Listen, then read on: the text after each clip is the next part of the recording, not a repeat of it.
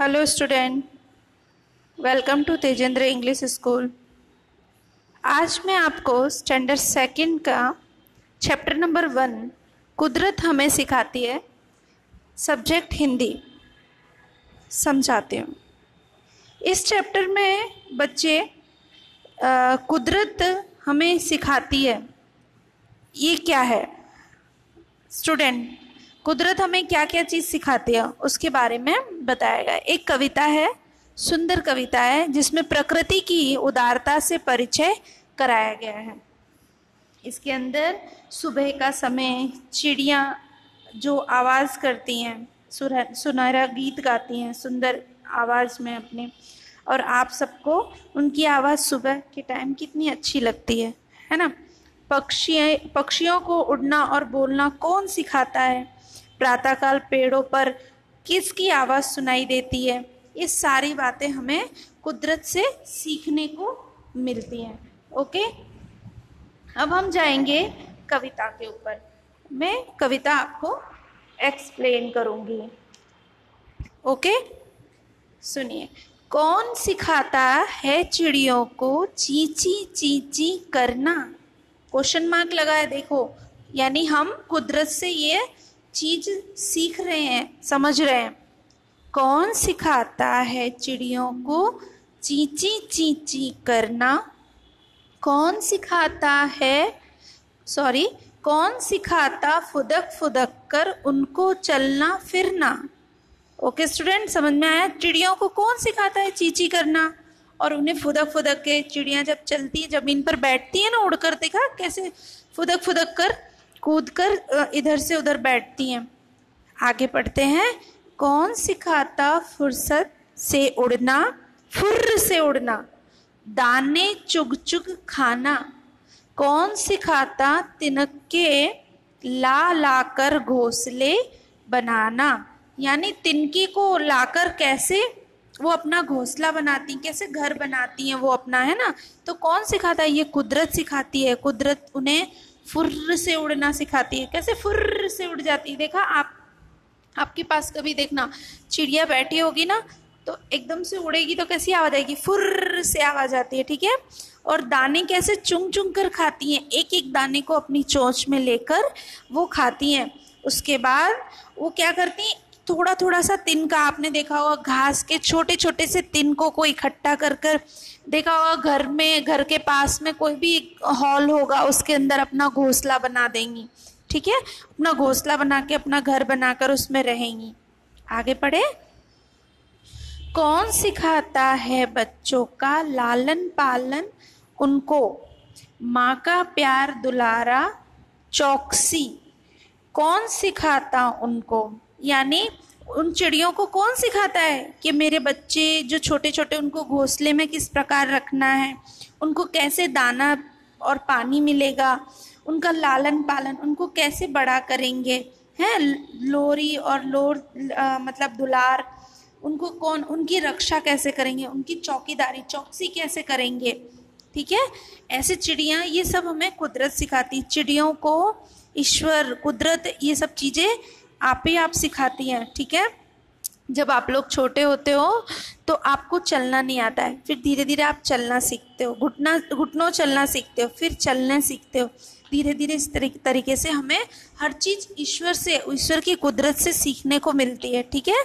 आगे पढ़ेंगे। कुदरत का ये खेल, वही हम सबको सब कुछ देती, किंतु नहीं बदले में हमसे वह कुछ भी है लेती।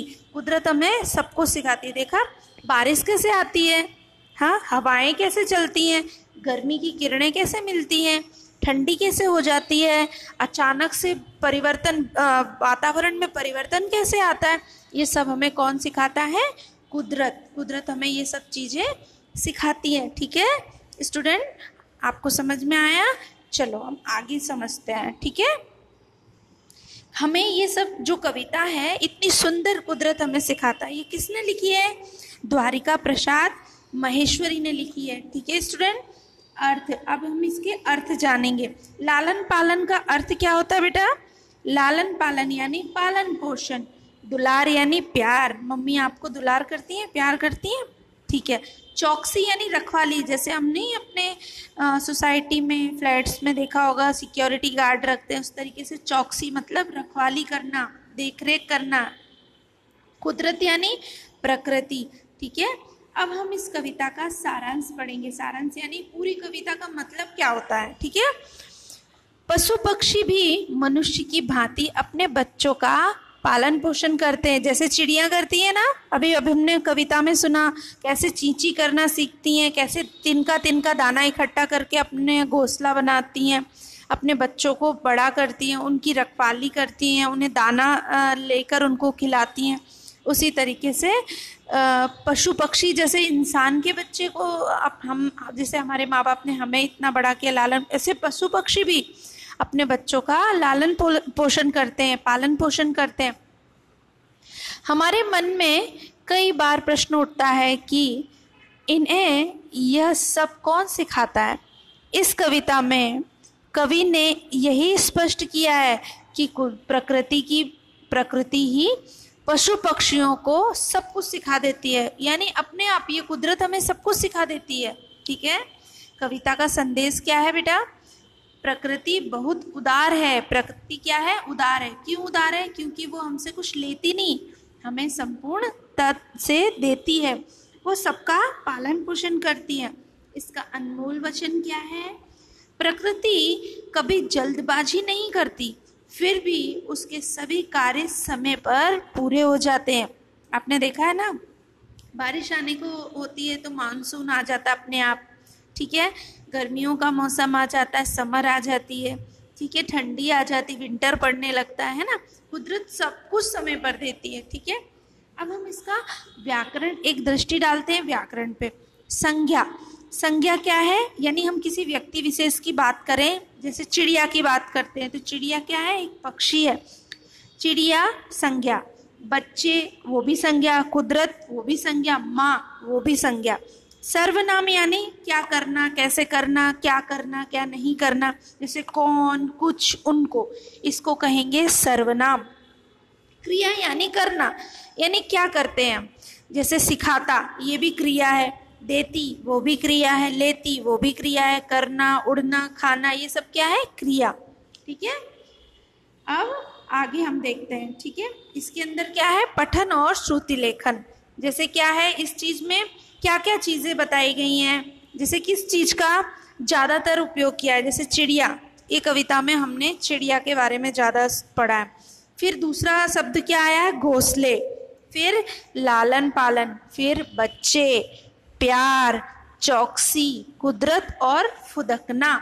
ये सारी चीजें, ये जो सारे शब्द हैं बार बार कविता में आए हैं। स्टूडेंट, आपको ये कविता अच्छी लगी होगी, है ना। आप लोग भी इसे पढ़ना, ओके।